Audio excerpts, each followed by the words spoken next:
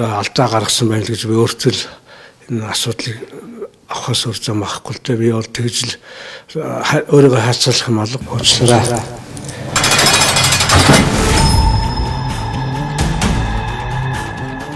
Үзэгч таны дөнгөж сая үзсэн бичлэг хэн толбогдох хэргийн талаарх асуудал вэ гэдгийг та бүхэн санаж байгаа хаа.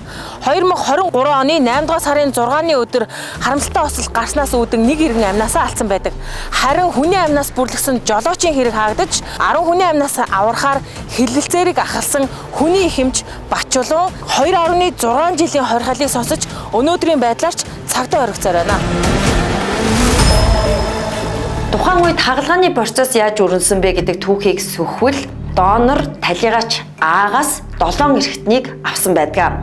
За энэ эрэгтний хилэлцээрийг ахалсан эмч нь Батчулуун эмч, харин мис заслын багийг удирдах эрэгтэн авах зөвшөөрлийн хуудсан дээр гарын үсгээр зурсан эмч нь Батчулуун эмч биш. Гэтэл энэ асуудлыг цогцоорон шүүж үзэх юм бол 70-аас 80 эмч хариуцлага тооцогдох эрсдэл үүрэх байсан учраас Батчулуун эмч багийг ахалж хилэлцээр хийсэн гэдгээрээ Монголд энэ албыг нэвтрүүлж өдий хүртэл суурьшуулсан эмч гэдгээрээ баг ахалсан хүний хувьд хариуцлага хүлээх шийдвэрийг өөр дээрээ өөрсөн байгаамаа.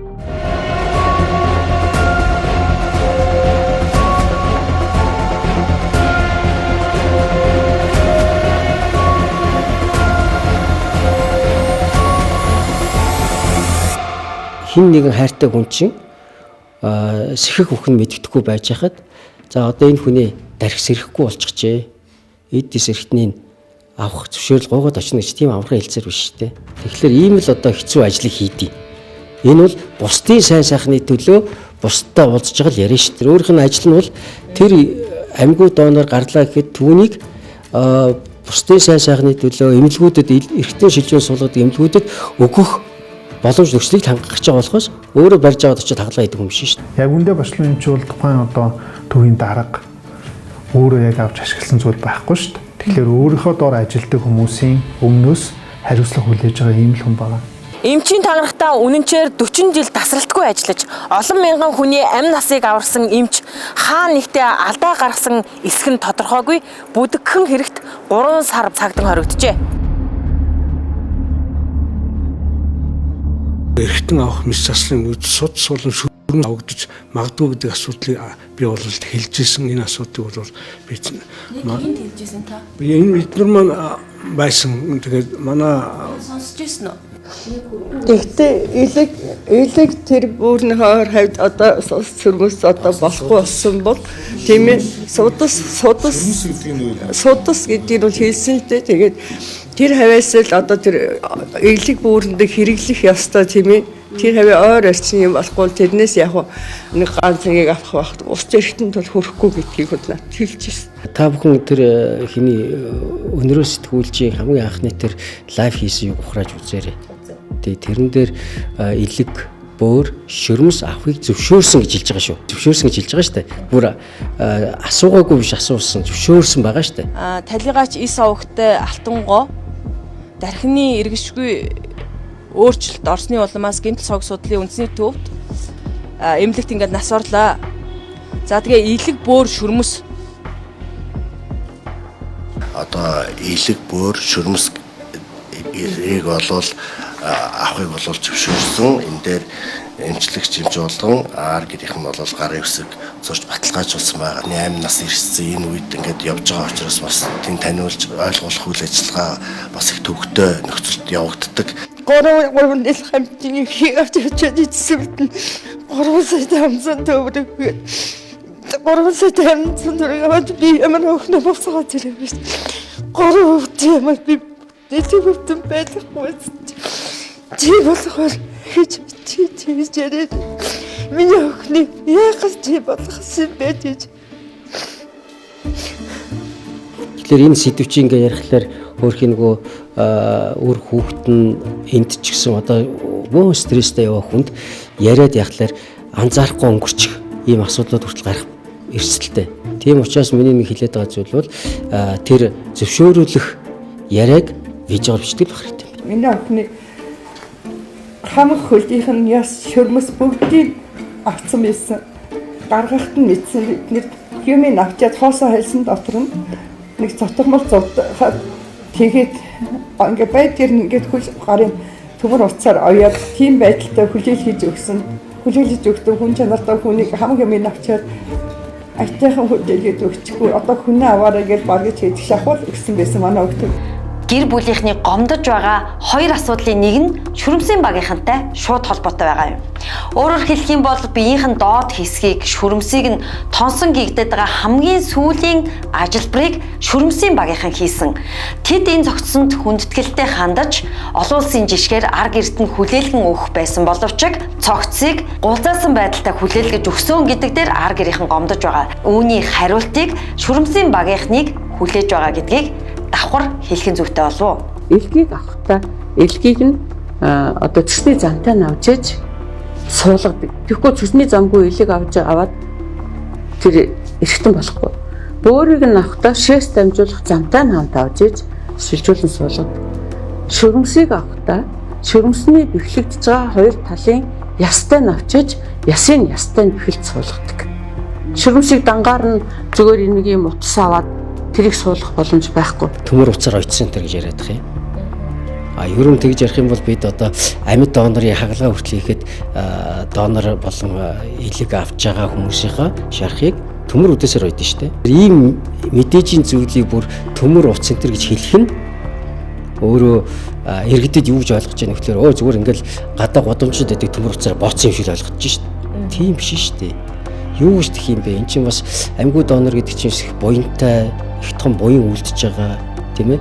Дээрээс нь бид хүндэтгэлтэй ханддаг. Зохион байгуулалтаа хэвлэлээр зорилготойгоор энэ Бат Чулуун гэдэг хүнийг одоо буруутгах юм уу? Эсвэл нөгөө гэр бүлийг тийм ээ? Одоо тэр хохирогч гэдэг гэр бүлийг хамгаалах юм уу? Үндсэн зорилго гэхээс илүү зөвхөн нийгмийн асуудал болгож нийгмээр шуурсан байхгүй. Бүгдээрээ мэдж байгаа тийм сэтгүүлчтэй холбоотой сэтгүүлч ингээд тэр асуудлыг яг гүн утга учирын сайн ойлгоогүйгээс болоод нийгэмд ингээд тараацсан. Тэгээд нийгэм тэрийг мэдээж ойлгомжтой шүү дээ. Зүгээр энгийн иргэд бол нэг өсөндөө эд эрхтний зөвшөөрлгүй аваад тэгэл нэг дамлаа зарцсан гэж ойлгоол. Тэгээ бүр ингээд сэвчихсэн. Уг нь бол дэлхийн нийтээр байгаа энэ донорын асуудлыг бол маш одоо төрийн нарийн дэмжлэгээр хийгддэг. Жишээлбэл донорыг авсан хүнийг бол өөрийн хүсээгүй тохиолдолд нэр хаяг энэ нууцалдаг. Эсийг дэрэгтэн шилжүүлэн суулгах салбартай холбоотой ойлголт бидэнд огтоос байхгүй байжээ гэдэг нь Бат Чулуун эмчийн хэрэг явдалтай холбоотой тодорхой болж байна. Ялангуяа хэвлэл мэдээллийн салбарынхан огт ойлголтгүй байж мөн олон нийтэд мэдлэг мэдээлэлгүй байжээ гэдэг нь харагдаж байна. Комд орсон хүн бол магадгүй тархины үйл ажиллагаа зогссон ч гэсэндээ сэргэх боломжтой. Харин тархины үхлийн тохиолдол бол хизээч эргэн сэргэх боломжгүй болсныг мэрэгжлийн баг тогтоодог гэдгийг бид мэддэггүй гэдэг нь тодорхой болж байна. Донор болж байгаа тохиолдолд тэр зүрх, тэр элэг, тэр бөөр, тэр эд эрхтнийг амьд дараагийн хүнд ашиглах боломжийг нээхийн тулд зүрхийг аппаратаар ажилуулдаг гэж байгаа. Аппарат хэрэгслийн тусламжтай хүчээр ажилуулж яхад яагаад амьд байсан юм шиг босоод ирэх юм шиг ийм одоо харалхан бодлоготойгоор бүр мэрэгжлийн хүмүүс нь хэвлэлийнхэн бид нар буруу зүрх мэдээлдэг болсон юм бэ? Эрүүл мэндийн салбарын эмч ажилчид зориулсан одоогийн нэг эрх зүйн байдал маань одоо яг ийм төвшөнд байна. Хэсэг хүний аливаа асуудлыг өнгөцгөн харсан болчмгүй үйлдэл бүхэл бүтэн ингээд нийгмийг гэх юм уу те улс орныг ямар хүнд хортой хүнд нөхцөлд оруулж болох вэ гэдгийг нэг хэсэндээ бодит жишээ юм болов уу гэж бодод байна. Бат Чулууны хэрэгтэй холбоотойгоор дорн бичигдсэн комментуудыг уншихад үнэхээр одоо даанч явда гэж сэтгэл алдармаар гомдмоор маш их зүйл бичигдсэн байна. Зөвхөн хин нэгэн хүний сэтгэлийн хөрлөөр зөвхөн цахим дэлгэцний араас дуртайгаараа таны бичиж байгаа комент маш их аюултай, маргааш ирэх таны үр хүүхэд, таны хайртай хүмүүст тулгарх тэр асуудлыг бид нар тааж мэдэхгүй тааж мэдэхгүй шүү. Тэгэхээр бид нар энэ асуудалд маш их хариуцлагатай хандах цаг болсон гэдгийг өнөөдрийн байж байгаа нөхцөл байдал одоо үнэхээр баталж өгч байна. Энэ мэс заслыг эх орондоо нутагшуулж олон 10 айлын сэтгэл зүг амар амгалан байлгыг санхүүгийн хүндрэлийг аятайхан даван туулахад нь туслая гэсэн сэтгэлээр 40 жил мэс заслын ширээний ард суусан эмч өнөөдөр цогцсны тонулчин гэдэг нэртэйгээр нийгэмд үлдэнэ гэж юу. эд эрхтнийг нь аваад тоноод те ингээд ашиг онжоо хийдэг, хүний эрхтний 8 хийдэг. Хүүр иддэг бараг шувуу өнтер гэж байгаа юм шиг те айгу муухай мэдээллүүдийг цацсан. Тийм чинь тэр жигтэй яг манай анаахын салбарыг бол бүх салбараар нь тэр жигт нь авч аваад хүмүүсийн өмнө те ард иргэдийн өмнө буруу ойлголт төрүүлэх тийм мэдрэмжийг бол төрүүлсэн. Хэцүү ажил хийж, эрсдэлтэй ажил хийгээд түүнийхээ төлөө одоо гянданд хоригдно гэвэл энэ ерөөсө буцаад эрүүл мэндийн салбарт итгэх итгэлийг сулруулах, дээрэс нь буцаад 3.5 сая хүндээ үзүүлэх тусламж үйлчилгээгөөр суларч шít. Одоо үүнээс болоод зарим нэгэн хүн жишээлбэл донор болохоос айн. Зарим нэгэн хүмүүс бол одоо тийм ээ донорыг одоо эмч хийж одоо хүний эд эрхтэн аваад бусдад нийлүүлэхээс айн. Хүн шоронд орчдөг юм байна шүү дээ гэж бод. Кадавр буюу тархины үхэлтэй. Нэгсэндээ цаашид амьдрах чадвар байхгүй донор олдгоо болсон гэдэг айгүй харамсалтай мэдээг өгж байгаа. Тэгээ ингээ манай эд эрхтэн шилжүүлэн суулгах багийнх ингээд очихоор айгүй эвгүй байдлаар үхэлж хүлээж авч байгаа. Өнгөрсөн 5 сараас хойш нэг ч амьгуу донор гараагүй. Байхгүй. Олдгоо байсан. Тэгээд одоо амьгуу донор хүлээсэн хүмүүс маань горцоор агаад ертөнцийн мөнх усыг үзэж байна. Гэхдээ ийм их нүгэлтэй ажил хийчихэд тэгээд яагаад энэ нь одоо ажлыг хөгжүүлэхийн төлөө явсан хүнийг нь барьж аваад шоронд хийгээд 2.6 жилээр шийтгэд идэв юм бэ. 2000 онд ч гэсэндээ Англи улсад яг ийм асуудал гарч илаа. Бидний мэдих сан сэтгүүл өөрөө бас буруу ойлголтыг дэвэргэж олон нийтийг турхилсан учраас энэ салбарын эмнэлгийн ажилтнуудын эсрэг маш том дуйлан шугааныг дэгдээсэн учраас засгийн газар нь тухайн хэвлэл мэдээллийн байгууллагыг шүүхэд өгч байсан. Мэддэггүй зүйлээ хүлээн зөвшөөрч мэддэг хүмүүсээс нь мэргэжлийн экспертүүдээс нь асуух шаардлагатай гэдэг нь тодорхой байна. Эрүүл мэндийн салбар бол Монголын үндэсний дотоод аюулгүй байдалтай салшгүй холбоотой салбар юм а. 2001 онд батлагдсан үндэсний дотоод аюулгүй байдлын тухай хуульд зааснаар ард иргэдийн эв нэгдэл хүний эрх чөлөөнөөс гадна улс орны эрүүл мэнд болон эдийн засаг экологийн тэнцвэрт байдал хангагдсныг дотоод аюулгүй байдал хэмээн хуульчлан заасан байдаг юм байна. За эрүүл мэндийн салбарт итгэх иргэдийн итгэл буурснаар эмч мэрэгчлэнүүдийн нэр хүнд газарт бологдож цаашлаад энэхүү салбарт хэрэгжих төсөл хөтөлбөрүүдийн төсөв нь салхинд хийсэж байгаад эмч мэрэгчлэнүүд халаглан сууна. Монгол улсын гавьяат эмч төрийн сойрхолд Панданы Батчулуун эмч ял авсны дараа эрүүл мэндийн салбарынханд нийтээрээ айдас үүссэн. Тэр тундаа эд эрхтэн шилжүүлэх мэс заслын багт ажиллаж байгаа залуу эмч нар мохож, туршлагатай эмч нарын хувьд цаашдаа ажиллаа хийх, энэ ажлыг үргэлжлүүлэх сонирхолгүй болсон тухайга ээлж дараалан хэвлэл мэдээлэлээр ярьж байгаа. Харин хөшгөний ард Батчулуун эмч улс төрийн хилмигдүүлэлтэнд өртөө гэсэн асуудлыг ярьж байгаа юм аа. Батчулуун эмчийг би хилмигдсэн, өөрөөр хэлбэл одоо эрүүгийн хуулиар яллах ёсгүй хэрэг дээр ялсан гэж үзэж байгаа. Цогцсноос эд эрхтэн авсан бол эрүүгийн ял хүлээлгэнэ гэдэг заалт байхгүй байхад анхан болонд авзаалдах шатны шүүх яг энэ үндслээр хүнд ял оноож байгаа нь буруу юм аа. Ар гэрээсэн зөвшөөрөл авчихсан байхад үгүй гэж хэлээд тэр материалыг хэрэгсэхгүй байна гэдэг нь ямар зоригтой. Энд чинь бүр хүний энгийн логикоор ойлгохгүй байна л гэвэл энэ чинь цаанаа л нэг өөр ашиг сонирхол байна л гэж юм бодохоор байна шүү дээ. Шүүх хурлын шийдвэрийг хараад хэрвээ одоо тэр тухайн шүрмсийг нь аваад зарцсан бол хэрвээ тэр шүрмсийг аваад одоо суулгах ёсгүй хүнд суулгуулсан бол цаанаас нь тэр ард шүрмс суулгуулсан хүмүүсийн талаас нь гомдол гаргацсан бол одоо бид нар энэ шүрмсийг нь төдөн төгрөгөөр худалдаж аваад суулгасан шүү гэдэг ийм батлагдсан бол одоо бид нар шийтгүүлэхэд бэлэн. Бүр Батчулуун битгий хэл бид нар шийтгүүлье. Тэр одоо шийдэж байгаа шүүхийн байгууллага маань хэрвээ одоо бид нартэй ирээд ганц удаа уулзсан бол биднээс ганц удаа одоо тайлбар авчихсан бол бид нар бол одоо нэлээд тодорхой тайлбарлах байсан баг. Манай авд тухайд бид нар алдаа гаргаагүй учраас асуудалгүй. Битгий санаа зов. Ямар ч алдаа мадаг гаргаагүй ойлголцлын зөрүүл гарсан.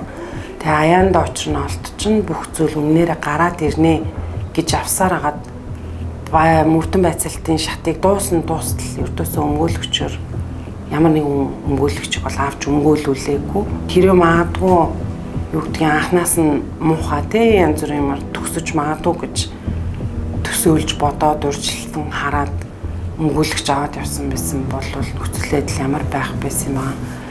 Шүүх шийдвэр гаргахдаа Бачулуун эмчийг амьд донороос эрэгтэй авах хэлэлцээр хийсэн гэж үздэг. Донор Аа нь автын осолд ороод тархин өгчсөн байдалтай байсан. За шүүхийн шийдвэр бол зүрхэн зогтлож байсан учраас амьд донор гэж үзэж амьд донороос эрэгтэй шилжүүлсэн гэдгээр Бачулуун эмчийг ялалж байгаа юм. Энэ бол Монгол улсад анхны тохиолдол. Бачулуун эмчийг бол эрүүгийн хуулийн 15 заасан одоо хүний эд эрхтэн зөвшөөрлгүй авч ашигласан гэдэг зүйл ангаар ялгааносон байгаа шүү дээ. Донорын тухай хуулийн 3-1-ийн 3-т амьгүй донороос эд эрхтэн авсан бол яах вэ гэдгийг зөвлөжсөн байна. Одоо бидний ярьж байгаа тохиолдол бол Бачулуун эмчийг бол амьд донороос зөвшөөрлгүй эд эрхтэн авсан гэдэг зүйл ангаар явж байгаа шүү. Агил бодит байдал дээр юу болсон гэхээр амьгүй донор буюу насварсан гэдэг нь тогтоогдсон. Тархин одоо эргэж сэрэх боломжгүйгээр хөгцсөн хүнээс одоо эд эрхтэн авсан бол яах вэ гэдгээр явах хэрэгтэй. Бачулуунгүй энэ асуудал дээр нэгдүгürt нь яг бүрэлдэхүүн яагаад ганцаараа нь ялсан юм бол яагаад хүмүүс байгаагүй юм бол хоёрдугаарт нь одоо арга ирэх нь байнга шинжээчийн бүрэлдэхүүн дутуу байсан гэдэг тэрийг яагаад бас бүрэн дүүрэн шийдэж өгчгөөгүй юм бол нэгэнт одоо шүүхийн шийдвэр гарцсан гэдэг утгаараа бол би хувь хүний хувьд бол шүүхийн шийдвэрийг одоо улсын дээд шүүхэд хянуулах хэрэгтэй л гэж би үзээд байгаа. Яагаад гэвэл шүүхийн шийдвэр чинь нэг жишг болдог байхгүй. Дараагийн удаа ингээл нэг өнөр ирээл нэг хүний эд эрхтэн буруу зүрх авлаа гэхэд нэг хүн л багийн ахлагч нь шорно бос нь яадаг ч юм байна гэдэг ойлголт биш.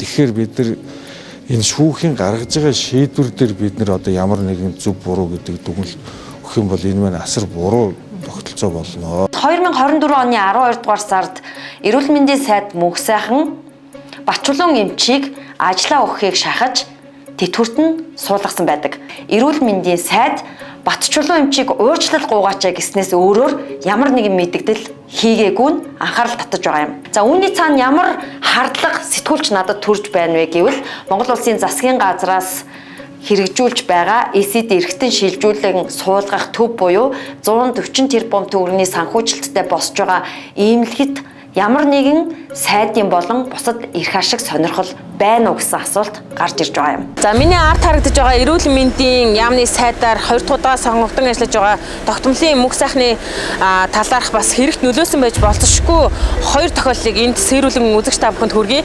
За эхнийх нь гэх юм бол эрүүл мэндийн сайдаар ажиллаж байгаа хугацаанд нь Бачулуун эмчийн хэрэг үүсэн шалгагдсан. За энэ хугацаанд нийгмээр одоо шууган болсон энэ өдрүүдэд түүний хэлсэн үг шууганыг нам дарах мэтээр олон нийтэд хүрсэн байдаг. За энэхүү үгийг одоо та бүхэнд сануулan хэлэх юм бол Бачулуун эмч ганцхан шүүхээр ялагдсан 20 хангад ял эдэлж байгаа эмч биш юм аа. За 20 гаруй эмч бас яг шүүхээр ял аваад шийтгэгдэн хоригдож байгаа гэсэн ийм мэдээллийг хэлсэн байдаг. Бачулуун эмчийн тохиолдол зөвхөн олонд мэдэгдэж байгаа нэг тохиолдол нь байгаа байхгүй 23 24 онд нийтдээ 20 орчим эмч ингээд ял шийдгүүлсэн байгаа ажил бүрийг үздэг гэсэн улмаас. За энэ мэдээллийн шүүхийн open data мэдээллээс шүүж харах юм бол за яг ажиллаа хийж байгаад ял авч шоронд орсон гэж гих тодтолтой эмч бол ганцхан Бачулуун эмч байх бөгөөд үлдсэн 20 гаруй эмч эмнэлгийн ажилтнууд нь авилга албан тушаал хээл ахуулын хэрэгээр цагдаа хоригдсон шүүхийн тогтоолтой байх юм а.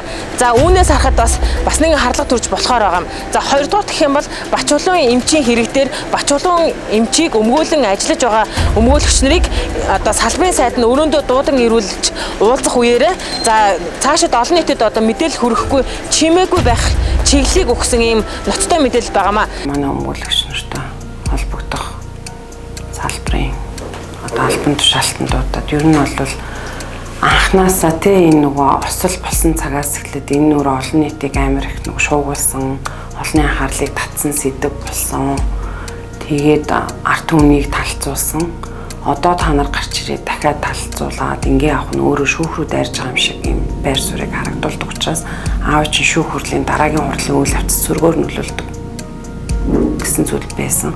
Тийм байдал үүсэх эрсдэлтэй учраас ингээд ер нь чимээгүй бай гэдэг зүйлийг бол хийсэн. 2025 оны 1-р сард Панданы Бачулан эмч шүүхээс яллагдсны дараагаас эхлэн эрүүл мэндийн салбарын цагаан өмөрөгт баатрууд, үе үеийн эрүүл мэндийн зарим сайд нар, за тус яаманд аль барьж байсан мэрэгчлэтнүүд, ангийнхан найз нөхөд, шавнар нь, игэл жирийн эмч мэрэгчлэтнүүд гэд бүгдээрээ Бачулан эмчийг өмөрсөн, цагаатгахыг хүссэн, ахалж хагалгаа хийгээгүй хилэлцээр хийсэн хагалгааны төлөө 70-80 хүнтэй багийнхаа ачааллыг ганцаараа үүрсэнд харамсаж, ээлж дараалан фэйсбүүкийн постыг хийж хэвлэлийн баг хурлыг зарлаж хэвлэлд ярилцлага өгч байлаа. Эдгээр дуурч байсан эмч нарын тал нь өнөөдөр амаа өдүүлсэн мэт тагчиг алга болжээ. Бидний нэвтрүүлэг бэлтгэж байх явцад ирсэн зарим нэг мэдээлэлээр амаа үдснийхаа төлөө зарим нэг хүмүүс албан тушаал авсан ч байж болзошгүй гэдэг мэдээллүүдийг ирүүлж байгаа юм аа. Та ялангуяа салбарын сайдын хувьд танаа эрхлэх ёстой энэ ажлын хүрээний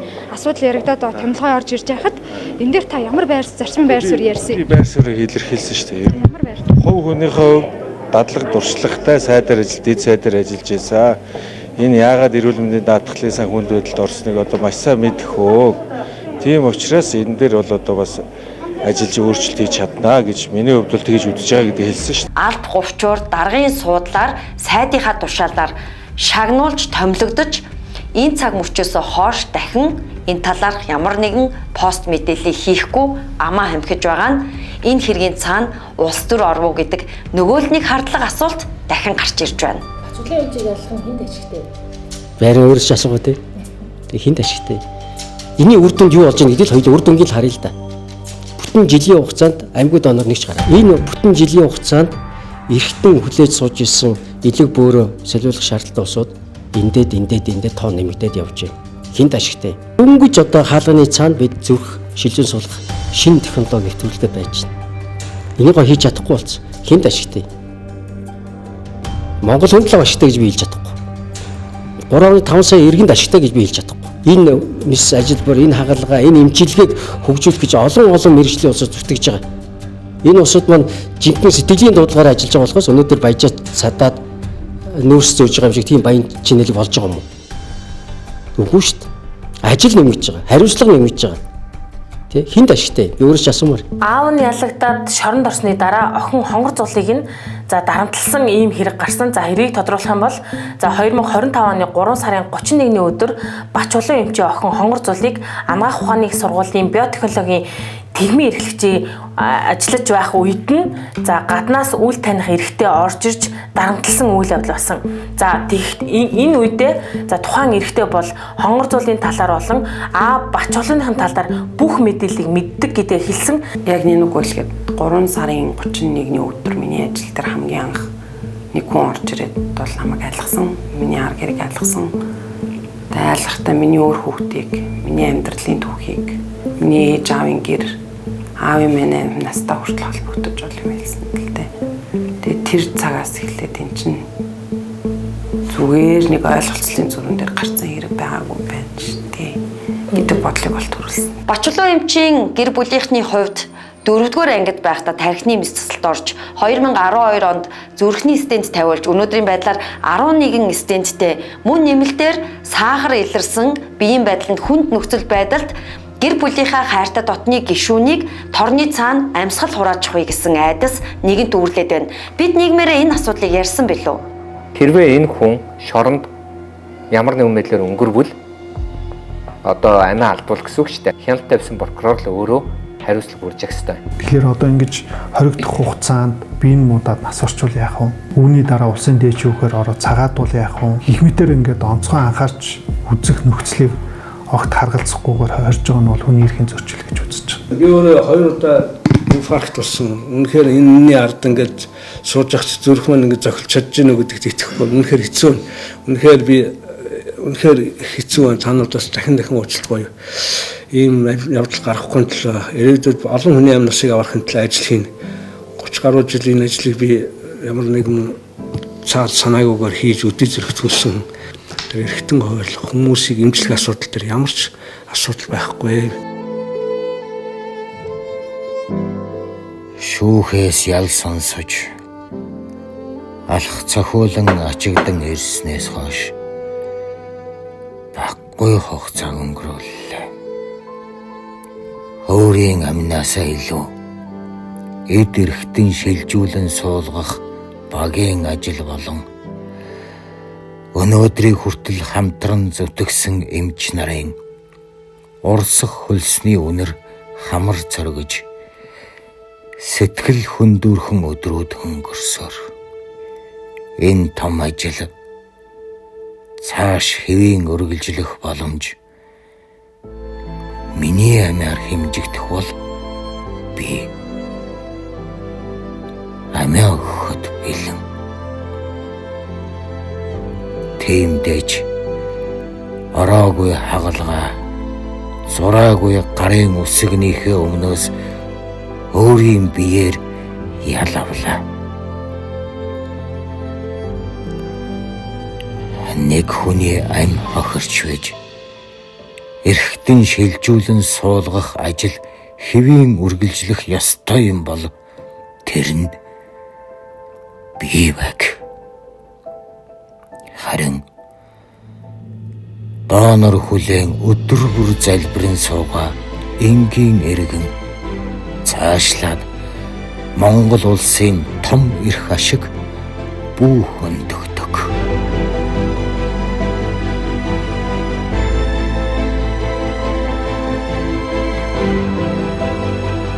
Дээж хатны шүүх маань авч хэлцээд бүх зүйлийг үнэн боддоор харах байх гэдэгт үнэхээр итгэж хүлээж байгаа. Тэгээ тэрийгээ бол хэлмээр байна. Үнэхээр миний авч хүлээж байгаа миний бид бүгдтэй арга гэрдээ бүх хэмнэлийн салбар бас яг энэ чиглэлээр тусламж үйлчилгээ авсан хүмүүс ч гэсэн бүгдээр итгэж найдаж хүлээж байгаа. Тэгэхээр би анхан болон давзаалтах шатны шүүхийг бол хуулийг буруу хэрэгэлсэн, хүнийг хэлмэгдүүлсэн гэж үзэж байгаа. Тэгэхээр улсын дээд шүүхээр уг асуудал ороод бослон эмчийг нэг бол цагаатгах, нэг бол зөрчлийн тухай хуулиар торох арга хэмжээ авах нь өөрөө зөв юм болов гэдэг байр суурьтай байна. Тэгээ амьгүй бие буюу цогцсноос идэрхтэн авсан бол яах вэ гэдэг заалтыг зөрчлийн хуулиар заасан байж байгаа. Олон улсын байгууллага экспертүүд хандна мэрэгжлийн чиглэлээр ажилладаг өөр ямар явж хандах газар байдیں۔ Тэр хүртэл дуустал нь бол явна. Үнэн зүйлийг үнэн боддоор нь гаргаж иртэл нь явна. Яг одоохондоо энэ бүх хурлууд нь хаалттай гэдэг байгаа. Тэд сая давзаалтын хурал дээр бол хаалттай гэсээр нэм хурлынхаа магадланг бол ил тавьсан байлээ. Тэгээ анхан шатных нь бол даалт нууц хэвээрээ байгаад байгаа. Тэгээ энэ дэр ч гэсэн би байгаад байгаа байхгүй. Нууц гээд нууцлалтай гэжээд гаргацсан болохоор одоо нээлттэй гэсэн үг юм уу гэд тий. Тэгээ одоо нээлттэй байгаад яг энэ чигээрээ нээлттэй байгаад ингээд дууссан бол ердөөсөө зогсохгүй. Эцсийн хүртэл нь явна. Цөөхөн идэхэн монголчууд эх орондоо нэгнээ эмчилдэг болох мөрөөдөл төдий байсан эд эрхтэн шилжүүлэн суулгах хагалгаа ердөө нэгэн жилийн өмнө Хонголын үзүүрт гэрэл асаах мэтээр хэрэгжиж байлаа. За Хятад ард улсад 250-аас 300 сая төгрөгөөр хэрэгждэг байсан энэ хагалгаа Монгол улсад ердөө 50-аас 70 сая төгрөгөөр хийдэг болсон асуудал хэний дургуутслыг хүргэсэн бол. За үүний цаана гаднаа санхүүждэг байж болзошгүй манай улсын зарим улс төрчид за мэрэгжлийн гих тодортой анх эд эрхтэн шилжүүлэн суулгах хагалгааг үлгийдэн авсан цаашид хэрэгжүүлэх ёстой эмчийн шоронд иж тус салбарыг нь тэр чигт нь тэг зогсолт хийхэд хүргэлээ. Үүний цаана манай улсын мянган иргэдийн итгэл найдвар төдийгүй эд эрхтэн шилжүүлэн суулгах хагалгааг очроо хүлээн хоног тоолон хүлээж байсан өвчтнүүд тэдгээрийн ар гэр маш олон хүмүүсийн итгэлийн зул бүхэж байгаа юм а. Харин цаашид эд эрхтэн шилжүүлэн суулгах хагалгааг хэн хизээ хэрхэн яаж ямар итгэл үнэмшилтээр тулгуурлан хийх вэ гэдэг асуудал энд үлдэж байна.